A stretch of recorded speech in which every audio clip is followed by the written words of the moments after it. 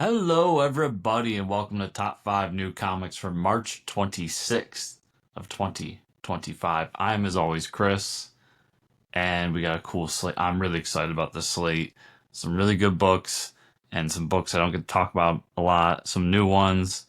Great little mix here. So let's jump into it. Starting with Batman, number 158. This is written by Jeph Loeb with art by Jim Lee, inks by Scott Williams, colors by Alex Sinclair, and letters by Richard Starkings. This is it. We're here. Batman Hush 2 has arrived. We're gonna see what it's all about. I've been reading Batman Hush, the original, as part of my Substack series Retro Reread, and I forgot how good the series was. Like, I really enjoy everything they did with it, the twists and turns, the action, and the big one, the interior artwork by Jim Lee. Just astonishing. It's great going back to these creators, these stories that we love, because you sometimes forget how good they were or are. And going back in there, I was just amazed with every page and how great his art was, and how he laid out panels and sequences and sequences and just everything in there.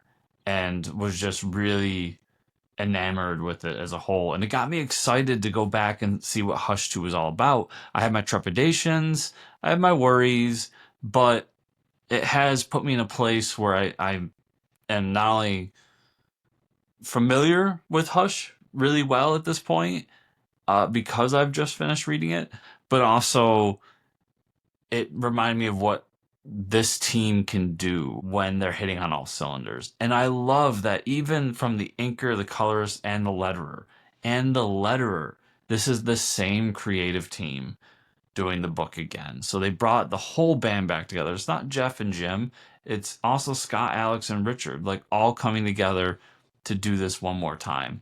And it's so awesome to see. We'll find out really how good it is this Wednesday. But as I stand here before the book is out, I am excited to see what it's all about. After that, I've got Superman number 20. This is written by Joshua Williamson with art by Eddie Barrows and Eber Ferreira, colors by Alejandro Sanchez, and letters by Ariana Maher. Not a ton to say here other than, like, I just think the Superman book's been phenomenal. I've loved this Doomsday story arc they've got going on. I love the addition of Lois Lane as a Superwoman. I love really everything they're doing here. And while this is the middle of a story arc with Doomsday, I just think that what they've been doing here is to be commended. They've made a really great Superman book, which is really hard to do. I enjoy Superman as a character, but his books are very hit or miss, depending on what the creator wants to do and how they handle it and what version of Superman they want to do. And this is the one I love the most.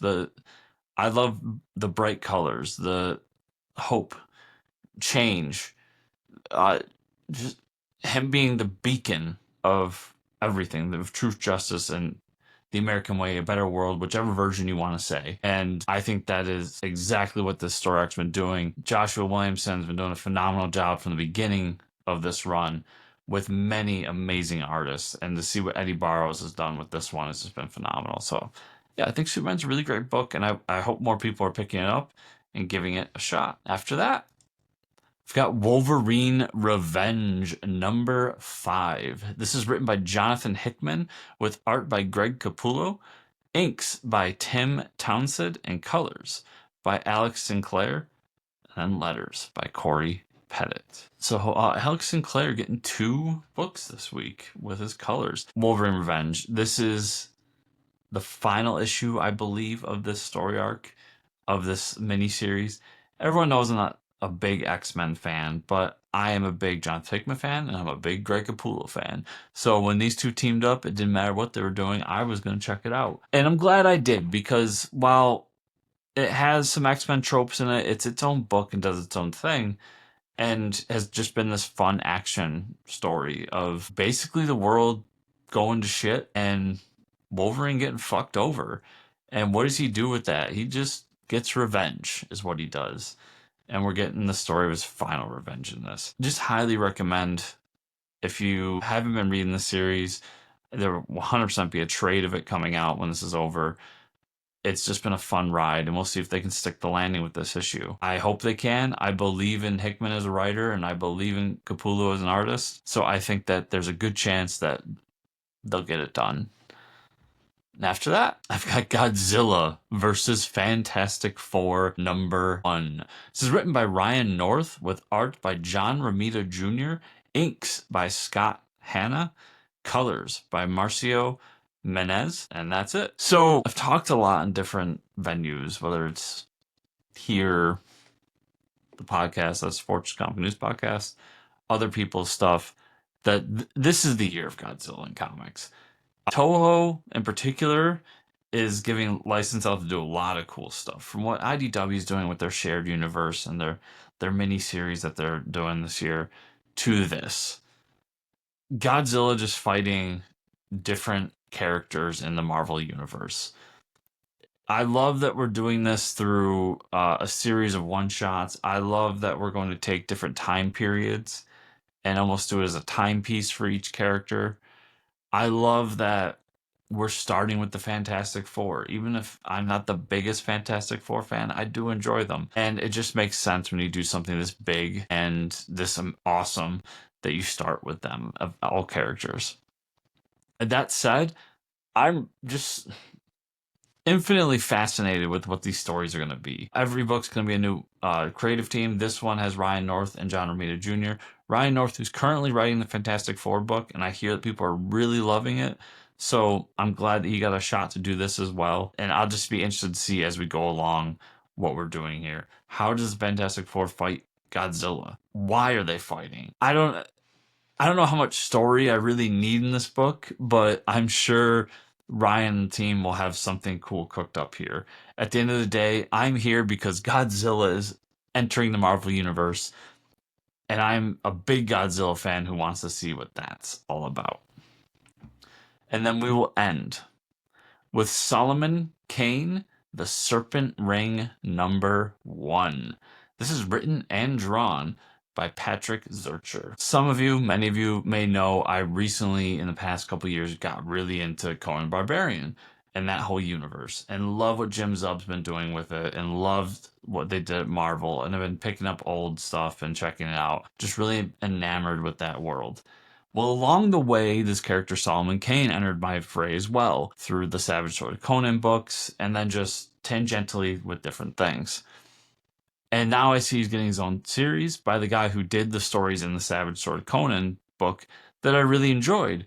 So of course I'm going to pick it up. And it just gets me excited because it's a different kind of hero in that same vein, just in a different landscape with different morals, but still that adventure, still that trek across land, and somebody who has a moral code that he's trying to go by and just make his way through the world, and happens upon these amazing adventures along the way.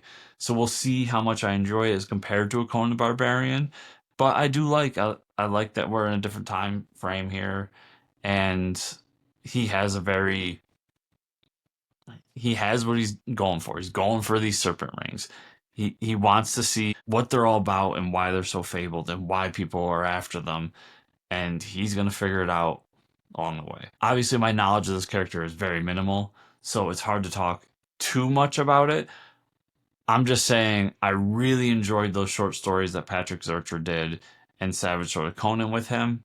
I thought they were fun, interesting, and I'm glad he got a shot to do a mini-series to see if we can flesh out this character and how much I'll enjoy him even more. So everybody, that was everything I had this week. Remember, if you want to follow me further, check out that Substack. That's chriscomicscorner.substack.com.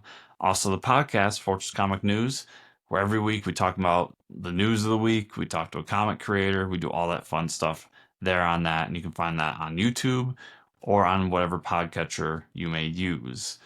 And then if you want to follow me, it's at Fortress Chris on X, Blue Sky, Instagram, you name it, I'm there on a social media network under that name. So I want to thank you all so much for watching this week, and I'll see you all here next week.